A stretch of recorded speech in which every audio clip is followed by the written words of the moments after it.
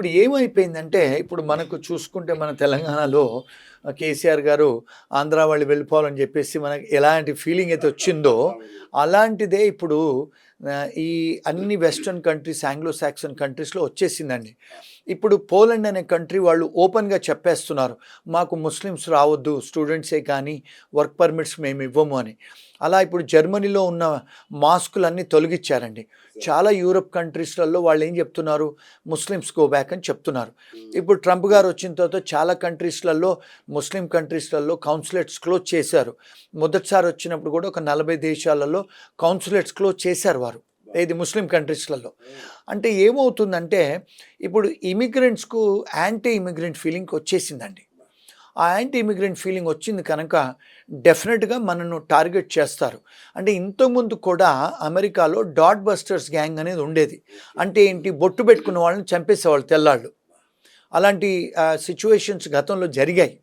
దాని తర్వాత బ్లాక్స్ మనల్ని చంపడం అది ఎప్పుడైనా ఉందండి. ఇంటాలరెన్స్ ఉంది, ప్రతి కంట్రీలో కూడా జరుగుతుంది అలాగా. ఇంగ్లాండే కానీ, కెనడా కానీ, యూరోపే కానీ, అమెరికాలో జరుగుతుంది.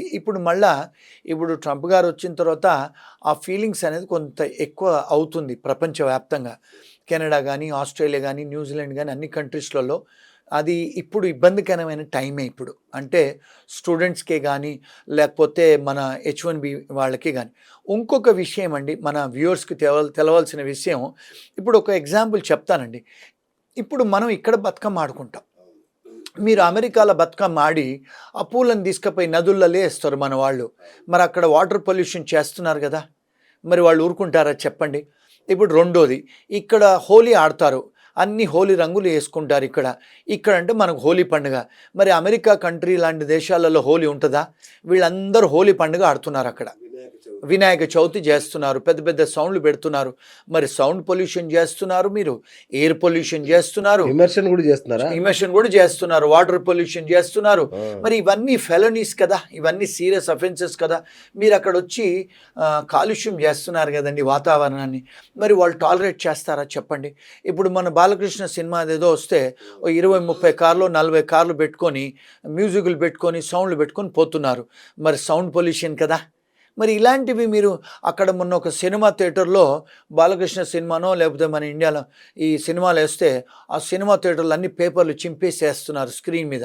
వాళ్ళు సినిమా క్లోజ్ చేసి తెల్లవాళ్ళు మేము ఇంకోసారి మీకు ఇండియన్ సినిమాలు వేయనిమని చెప్తున్నారు. మరి మన వాళ్ళు ఇలాంటివి చేస్తుంటే వాళ్ళ దేశానికి వచ్చి మరి మనం రెండు సైడ్లు చూడాలి కాయిన్కి. వాళ్ళు ఎందుకు ఇలా బిహేవ్ చేస్తున్నారు? మన వాళ్ళు ఇవన్నీ చేస్తున్నారండి. మరి మన వాళ్ళు చెత్తలు వేస్తారు అక్కడికి వచ్చి మన రోడ్ల మీద.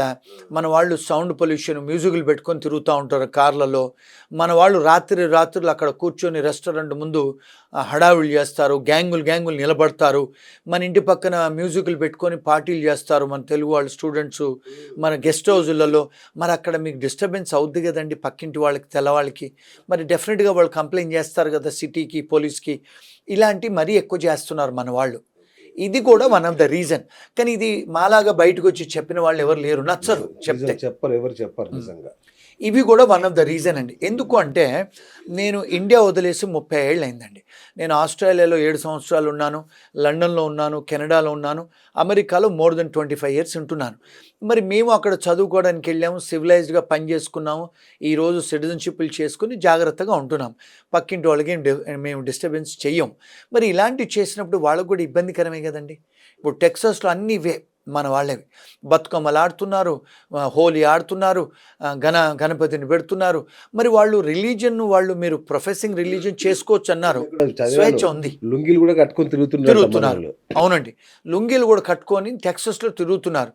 మరి అమెరికాలో ఒక లా ఉందండి, మీరు పైజామా మీద లుంగీ మీద బయటికి రాకూడదు మీరు. అది అఫెన్స్ యాక్చువల్గా, దాన్ని అబ్సీనిటీ అంటారు. ఎంతమంది తెలుసండి, పాన్ పరాగ్ తింటారు, ఉంచుతారు అక్కడ. ఇప్పుడు గుజరాతీ వాళ్ళు ఎక్కడ తిన్నా పాన్ పరాగ్ ఉంచుతారు. మన వాళ్ళు కూడా కిళ్ళి కొట్లు ఎక్కువైపోయాయి టెక్సస్లో, న్యూయార్క్లో, న్యూజెర్సీలో కిళ్ళి తినేసి ఉంచుతున్నారు. మరి ఇవన్నీ చేస్తున్నప్పుడు మరి వాళ్ళు ఊరుకుంటారండి.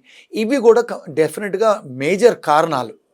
ఇప్పుడు మనం వాళ్ళ దగ్గర పోయినప్పుడు వాళ్ళతో ఇంటిగ్రేట్ అయ్యి వాళ్ళలాగా ఉండాలి. ఎందుకంటే be as a Roman when you're in Rome.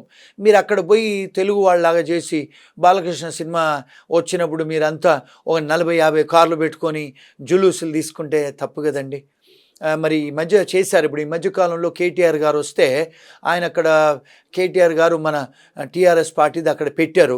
పెడితే 50-100 కార్లు జులూస్ తీశారు కేటీఆర్ వెనుక. Without police permission you cannot do it and you're doing it. చేస్తే మరి దాని తర్వాత వాళ్ళ మీద కంప్లైంట్స్ కూడా పోయాయి పోలీసు వాళ్లకు. మరి మీరు టీఆర్ఎస్ పార్టీ ఇక్కడ చేసినట్టు అక్కడ చేస్తే కుదరదు కదండి. పొలిటికల్ పార్టీస్ కదా, you cannot do political movements in America. It is a foreign party. ఇవన్నీ కూడా వాళ్ళు సలహాలు సూచనలు తీసుకోకుండా చేస్తూ ఉంటారు మన వాళ్ళు. ఇండియాలో చేసినట్టు అక్కడ చేస్తే మరి జరగదు కదా. సో ఇవన్నీ కూడా అంటే లీగల్ అనాలిసిస్ చేసి చెప్తున్నాను. నేను ఏ పొలిటికల్ పార్టీని ఉద్దేశించి కాదు, నేను అంటే I'm giving you legal analysis అండి. అందుకనే మనకు కూడా ఇబ్బందులు జరుగుతున్నాయి, మనం కూడా ఒక అందుకు కారణం. ఇదంతా ఓకే, బట్ ఇప్పుడు లక్షలు ఫీజులు కట్టుకొని స్టూడెంట్స్, మన ఇక్కడ నుంచి వెళ్ళే స్టూడెంట్స్ చాలామంది అప్పులు చేసే వెళ్తారు ఇక్కడ నుంచి. అలాంటి వాళ్ళని పార్ట్ టైం జాబులు కూడా చేసుకోనియకపోయేసరికి చాలా ఇబ్బంది పడుతున్నారు సార్. వీళ్ళకి మన కమ్యూనిటీ నుంచి ఏమైనా హెల్ప్ దొరుకుతుందా?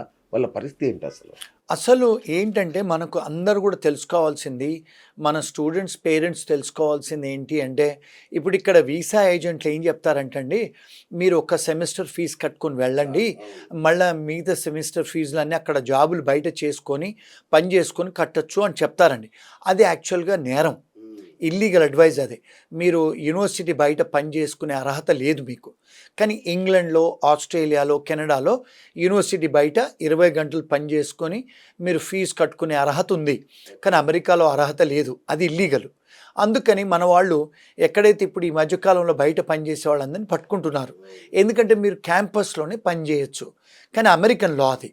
కానీ ఇక్కడున్న వీసా ఏజెంట్లు, ఇక్కడున్న పేరెంట్స్, ఇక్కడున్న ఫ్రెండ్స్ వాళ్ళంతా ఏం చెప్తారంటే మీరు అక్కడికి వెళ్ళి పని చేసుకొని కట్టుకోవచ్చు అని. కానీ అది నేరం అండి. బయట క్యాంపస్ బయట పని చేసే అర్హత లేదు, పని చేస్తే నేరం అండి. సో మీరు నేరం అయినప్పుడు మరి మన ఆర్గనైజేషన్సే కానీ ఎవరైనా కూడా ఇప్పుడు ఏం చేస్తున్నారంటే ఎంప్లాయర్స్ని కూడా అరెస్ట్ చేస్తున్నారు. అలాంటి జాబులు ఇస్తే వాళ్ళ మీద కూడా పెనల్టీ వేస్తున్నారు. అంటే మీరు harbouring illegal aliens giving employment to a student is also an offence. అందుకని వాళ్ళని కూడా పీనలైజ్ చేస్తున్నారు, ఎంప్లాయర్స్ని కూడా ఇబ్బంది పెడుతున్నారు ఇప్పుడు. కానీ ఎట్లా సార్, మా స్టూడెంట్స్ చాలా కష్టంగా సార్ ఇప్పుడు ఉన్న వాళ్ళు. అంటే before you go to that country you have to know the law of the land కదా. మరి మీరు లా తెలుసుకోకుండా వెళ్ళి నాకు లా తెలీదు, ignorance of law is not an excuse. మరి ఇప్పుడు మనం ఆ దేశానికి వెళ్ళే ముందు మనం ఆ దేశ లా న్యాయశాస్త్రాలు తెలుసుకొని కదా వెళ్ళాలి. మరి తెలియకుండా వెళ్ళి తెలుసుకోకుండా వెళ్ళి నేను నేరం చేస్తానంటే ఎక్స్క్యూజ్ చేయరు కదండి.